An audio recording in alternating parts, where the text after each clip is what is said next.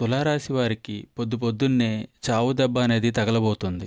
ఇటువంటి ఊహించని హఠాత్ పరిణామాలు జరగబోతున్నాయి. మరి ఈ రోజున వీరికి ఎలాంటి పరిణామాలు సంభవించబోతున్నాయి, వీరికి కలగబోయే శుభ అశుభాలు ఏంటి అనే వివరాలను ఈ వీడియోలో మనం వివరంగా తెలుసుకుందాం. వీడియో నచ్చితే ఖచ్చితంగా లైక్ చేయండి. అలాగే మన ఛానల్ని కొత్తగా చూస్తున్న వారు వెంటనే సబ్స్క్రైబ్ చేసుకోండి. ఇక వీడియోలోకి వెళ్ళిపోతాం. పోలేరమ్మ తల్లి జ్యోతిషాలయం.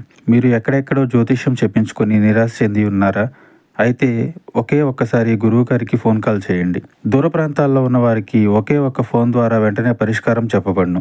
మీ ముఖము, ఫోటో, చేయి, పేరు, వయస్సు, గోత్రం వాట్సాప్ చేయండి. ప్రేమ, పెళ్లి, ఉద్యోగం, రాజకీయం, విదేశీ ప్రయాణం, ధనం నిలకడ లేకపోవడం, భార్యాభర్తల మధ్య గొడవలు, ఆస్తి తగాదాలు, అప్పుల బాధలు, స్త్రీ పురుషులకు పర్సనల్గా ఎలాంటి సమస్యలున్నా పరిష్కారం చూపబడును.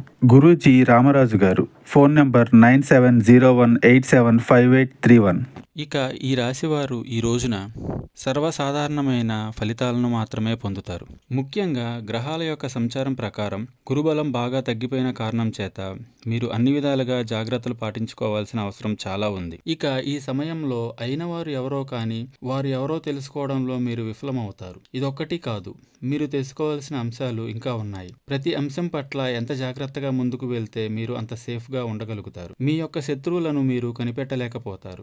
మీకు నిజ నిజాలు తెలియక శత్రువుతోనే చెయ్యి కలపాల్సి వస్తుంది. కాబట్టి ఈ విషయంలో కొంచెం అప్రమత్తంగా ఉండే ప్రయత్నం చేయండి. ఈ రోజు ఈ రాశి వారికి గౌరవ మర్యాదలు తగ్గుతున్నట్లు అనిపిస్తుంది. ఇక మీ మాటకు విలువ అనేది లేకుండా పోతుంది. ఇలాంటి సమయంలోనే మీరు ప్రశాంతంగా ఉండాల్సి ఉంటుంది. కోపతాపాలకు పోయి ముఖ్యమైన వారిని అలాగే అయిన వారిని దూరం చేసుకోవద్దు. శత్రువులను పసిగట్టే ప్రయత్నం చేయండి. మీకు మరొక ముఖ్యమైన విషయం చెప్పాలి. ఏంటంటే కొన్ని సమయాల్లో కీలకమైన నిర్ణయాలు తీసుకోవాల్సి వచ్చినప్పుడు మీరు చురుగ్గా పనిచేయలేకపోతారు. కొత్త అంశాల పట్ల చాకచక్యంగా వ్యవహరించలేకపోతారు. దీని మూలంగా మీరు వివాదాల్లో చిక్కుకోవాల్సి వస్తుంది. అలాగే ఆశించిన లాభాలను అందుకోలేకపోతారు. అందుకే ముఖ్యంగా వ్యాపారస్తులు ఈ రోజు మొత్తం కూడా జాగ్రత్తగా ఉండాలి.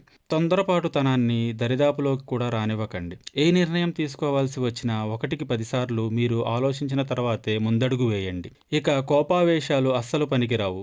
ఖర్చులు ఎక్కువగానే ఉంటాయి. అయితే ఇవన్నీ కూడా ఉపయోగపడే ఖర్చులే అవుతాయి. మొత్తం మీద ఈ రాశి వారికి ఈ రోజు మొత్తం ఎంత జాగ్రత్తగా ఉంటే అంత మంచిది. ఇక మీరు ప్రతిరోజు కూడా మీకు ఇష్టమైన దైవారాధన చేస్తూ ఉండండి. అంతా కూడా మీకు శుభం కలుగుతుంది.